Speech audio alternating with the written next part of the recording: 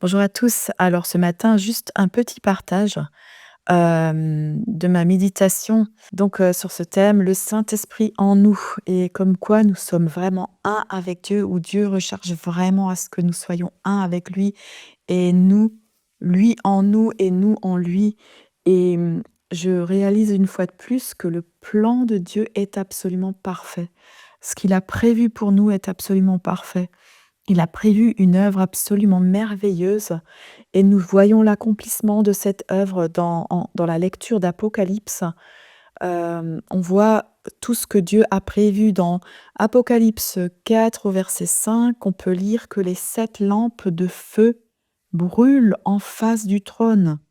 Ce sont les 7 souffles d'Élohim. Et en face du trône, comme une mer de glace semblable à du cristal. Et puis en Apocalypse 5 au verset 6, on voit au milieu du trône un agneau debout comme égorgé, ayant des cornes 7 et des yeux 7. Et ces 7 yeux, c'est écrit, ce sont les 7 souffles d'Élohim envoyés sur toute la terre.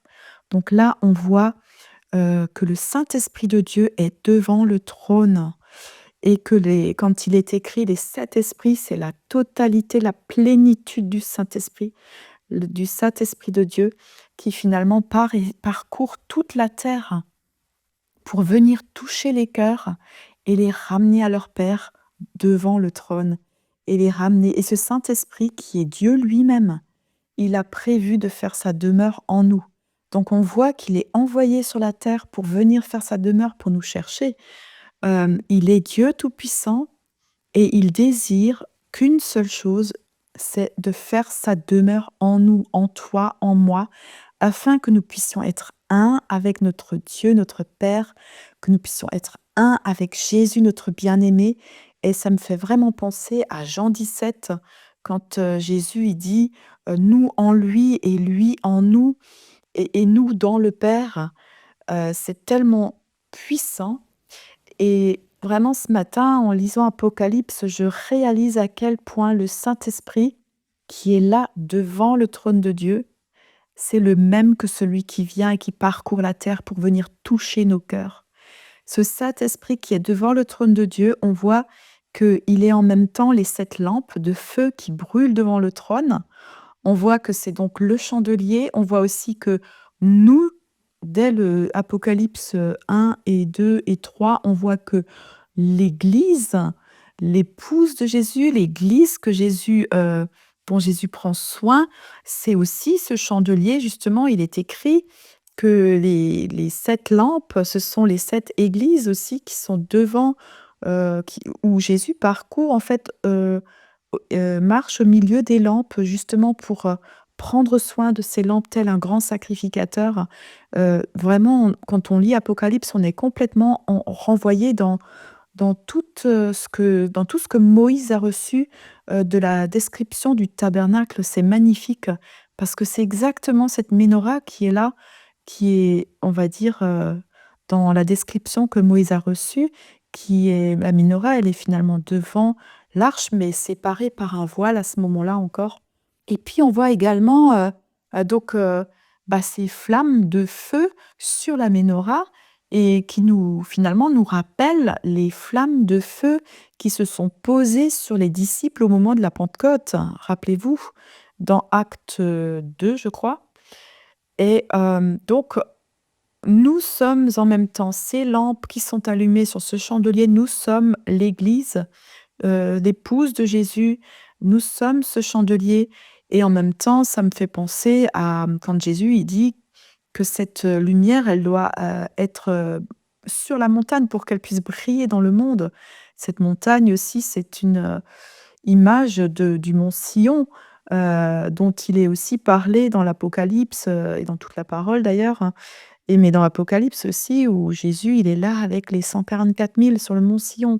Et voilà, c'est magnifique de réaliser à quel point Dieu donc a choisi de faire sa demeure en nous afin que nous puissions rayonner de lui, être comme ces récipients qui brillons de sa lumière qui est divine, souveraine, toute puissante. C'est vraiment le plan divin, mystérieux, magnifique, qui s'accomplit. dans la lecture de l'Apocalypse, vous vous rendez compte que ce plan divin s'accomplit. C'est-à-dire quoi? Nous tous, heu, Israël et les nations, nous sommes appelés à être habités par le divin, le suprême Dieu, notre créateur et Père éternel, Jésus notre bien-aimé. Nous sommes habités par le Saint-Esprit. Le Saint-Esprit, il est prévu pour que nous puissions être remplis par lui et habités par Dieu. C'est ça le Saint-Esprit en nous, c'est Dieu qui habite en nous. Et on est porteur, on est vraiment appelé à être porteur de sa lumière et de tout ce que le Saint-Esprit est et veut transformer en nous afin que nous puissions refléter Jésus devant le monde. Et ce plan, c'est que Jésus soit visible partout sur toute la terre, maintenant déjà. Pas seulement le jour où on sera mort et où Jésus sera revenu, mais maintenant déjà, que nous puissions, du plus profond de toutes nos circonstances, qu'elles soient faciles ou difficiles, du plus profond des souffrances qui sont là sur la terre, au milieu des horreurs aussi qui sont provoquées par le prince de ce monde, le diable, et ben, au milieu de tous ces ténèbres, que nous puissions être ces lumières et briller autour de nous, briller de Jésus parce que c'est lui notre espérance. Et le diable, de toute façon, il ne lui reste que très, très peu de temps. Alors, quand on lit ce qui se passe là dans Apocalypse, on voit combien on est appelé à être cette menorah qui brille, cette assemblée, cette épouse bien-aimée qui brille pour le monde, pour attirer encore les gens aujourd'hui encore au cœur de notre Père céleste. Et les 7 esprits de Dieu, c'est-à-dire je comprends moi que c'est la totalité, la plénitude du Saint-Esprit, qui se trouve là devant le trône. On on le lit donc dans Apocalypse 4 au verset 5 et au même endroit, vous voyez que c'est écrit que se trouve la mer une mer de glace semblable à du cristal.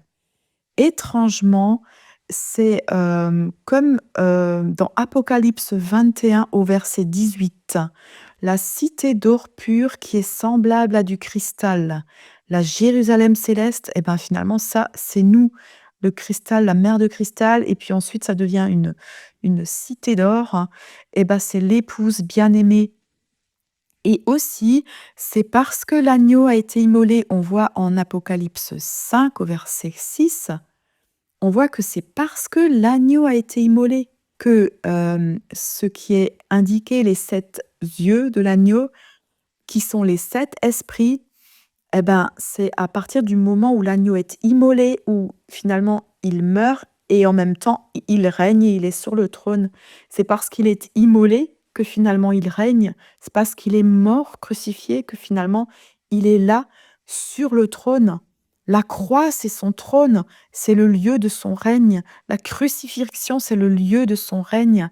Et c'est à ce moment-là, parce que l'agneau est immolé, que les 7 esprits de Dieu peuvent parcourir la terre pour aller chercher cette épouse, pour rentrer en chacun de nous, pour nous interpeller, pour que nous puissions être remplis du Saint-Esprit. Et nous voyons que le Saint-Esprit parcourt toute la terre pour trouver une demeure en chacun de nous.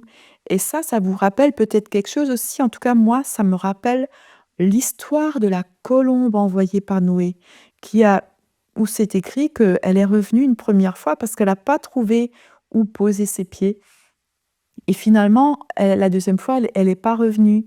Enfin, elle avait je crois que la première fois, elle avait une, feuille d'olivier, je sais plus si c'était 2 fois ou 3 fois, mais elle avait une feuille d'olivier dans son bec et puis ensuite elle est pas revenue et en fait, elle a trouvé sa demeure, cette colombe, elle a trouvé sa demeure en Jésus qui est venu sur la terre et qui est mort et ensuite quand Jésus est mort et ben, par le sacrifice, nous avons nous aussi accès au Saint-Esprit parce qu'il est monté au ciel et qu'il nous a envoyé le Saint-Esprit qui parcourt la terre aujourd'hui encore pour toucher des cœurs, encore pour chercher son épouse, pour préparer des personnes pour devenir cette épouse.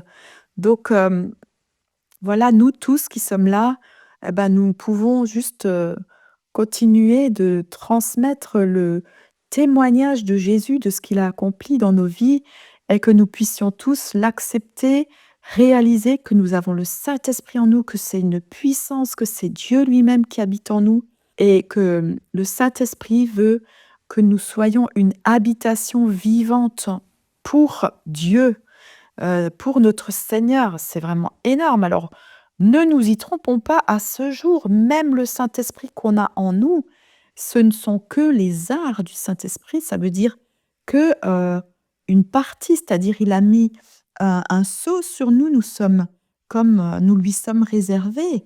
Mais lorsque notre transformation sera complète, le jour de notre résurrection, quand Jésus viendra nous chercher, nous enlever avec lui, nous serons définitivement transformés et définitivement un avec Dieu même, avec Dieu lui-même. Comme Jésus nous l'a dit donc en Jean 17, c'est ce plan mystérieux qui va s'accomplir, ce plan ultime et parfait, Dieu en nous, nous en lui. Ça va s'accomplir définitivement. Et nous voyons en Apocalypse cette foule nombreuse qui fait un avec Dieu, Dieu qui a dressé sa tente sur cette foule qui est en même temps Dieu qui est en même temps la protection, le protecteur et en même temps, nous sommes à ce moment-là devenus pour l'éternité cette fois, définitivement sa demeure.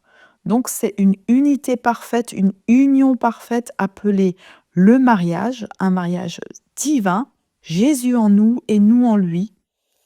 Et nous voyons en Apocalypse 15 au verset 2, cette mer de cristal mêlée de feu qui est devant le trône, mêlée de feu parce qu'elle revient d'une période très longue de grande tribulation, une période où pendant 2000 ans l'Église a été persécutée, a été malmenée par tous ceux qui l'ont rejetée ici-bas sur la terre. Et cette Église, maintenant, elle est recueillie définitivement auprès de Dieu. Et on voit que c'est dans les flammes qu'elle prend vie. On voit que l'épouse prend vie dans les flammes, dans le feu de la purification. Et c'est exactement comme ça que l'or est purifié. Par le feu, elle est purifiée et elle devient pure, transparente comme du cristal. Il paraît qu'on ne connaît même pas ça ici sur la terre. Euh, voilà. Et en Apocalypse 19, au verset 7, on voit que c'est écrit: Elle est arrivée, la noce de l'agneau. Son épouse est prête. Il lui a été donné de s'habiller de lin fin. Son épouse est prête. Voilà. Donc, et en Apocalypse 21 au verset 3, c'est écrit: Voici la tente d'Élohim avec les hommes. Il établira sa tente avec eux. Ils seront à lui pour peuple, et lui, Elohim, avec eux, sera leur Elohim. C'est tellement beau, c'est merveilleux en fait. Il dresse sa tente sur nous, telle une protection sur nous, et en même temps, nous sommes à lui. C'est cette union parfaite. Et on le voit encore mieux dans Apocalypse 22, au verset 3 jusqu'au verset 5. Le trône d'Élohim et de l'agneau est là. Ses serviteurs le serviront. Ils verront ses faces, son nom sur leur front. De nuit, il n'en est plus. Ils n'ont pas besoin de la lumière d'une lampe, ni de la lumière du soleil. Adonai, Yahvé Elohim les illumine et ils règnent pour les pérennités de pérennité. Donc c'est la version de Touraki. On voit ici une union parfaite entre Dieu et les hommes. Jésus et ses bien-aimés, plus besoin de lumière. Dieu est la lumière en tous et pour tous. On a l'impression qu'on est revenu au départ du Jardin d'Éden, quand l'homme était dans la présence de Dieu continue, et dans cet endroit où tout était magnifique, merveilleux, lumineux, où il n'était pas nu justement, mais où il était revêtu de la gloire et de la lumière de Dieu. Et on revient à cet endroit-là, où cette fois Dieu a pu racheter, l'être humain a pu racheter les hommes qui veulent bien être dans sa présence. Et cette fois, c'est pour l'éternité. Donc, je veux vous dire au travers de ça, courage, quoi que vous viviez sur la terre, quoi que vous soyez dans des flammes, dans des choses compliquées, difficiles dans vos vies, eh ben, regardez à Jésus, il y a quelque chose de merveilleux qui nous attend. Et je peux vous dire qu'on est tout proche du retour de Jésus, on est tout proche, de l'accomplissement de tout ce qui est écrit là. Alors, vraiment que nous puissions continuer d'espérer, continuer de nous remplir de la présence de Dieu, continuer de remplir de tout ce que le Saint-Esprit nous donne, la paix, la joie, la lumière, la sérénité, l'amour fraternel les uns pour les autres, que nous puissions continuer d'être remplis de lui pour briller de lui autour de nous. Vraiment, voilà, que ce soit notre priorité. Je veux vraiment vous encourager par ce temps de méditation que j'ai eu ce matin et parce que je trouve que c'est tellement bon, c'est tellement beau et la lecture de l'Apocalypse, c'est ça, hein. L'Apocalypse, ça veut dire révélation. C'est la révélation de Jésus, dans notre vie, le but, ça va être nous en lui, lui en nous. C'est que Jésus va se dévoiler et nous allons être dans cette présence divine de Dieu notre Père, de Jésus notre bien-aimé, mais pour l'éternité. C'est ça ce qui nous attend, mes bien-aimés. Alors, soyez tous bénis, approchez-vous de lui, n'ayez pas peur, continuez de vous remplir de lui et soyez tous dans la joie, remplis de son amour et remplis de persévérance pour notre roi des rois qui est très proche et qui est heureux, de revenir bientôt nous prendre avec lui. Voilà, alors Maranatha, alléluia, Jésus vient, Jésus revient et à très bientôt.